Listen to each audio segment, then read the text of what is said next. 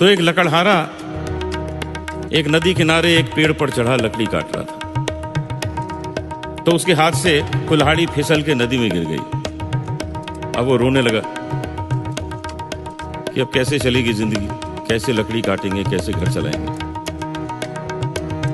खैर भगवान को याद किया, भगवान आ गए। पूछा क्या हो गया? कहता जी मेरी कुल्हाड़ी नदी में गिर गई, प्रभु कृपा करो।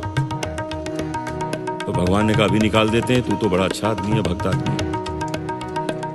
नदी में हाथ डाला और सोने की कुल्हाड़ी निकाली, ये लो। वो बोला ये मेरी नहीं है, मैं तो गरीब आदमी। फिर चांदी की निकाली, ये लो। कहता ये भी मेरी नहीं। फिर उसकी लोहे की निकाली, कहता हाँ ये मेरी।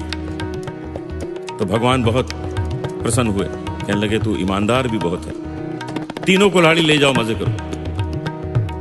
अब सोना चांदी सब मिल गया, खूब बिजनेस शुरू कर दिया, खूब पैसे कमा लिए। 5 साल बाद देखा तो फिर नदी किनारे बैठा रो रहा है।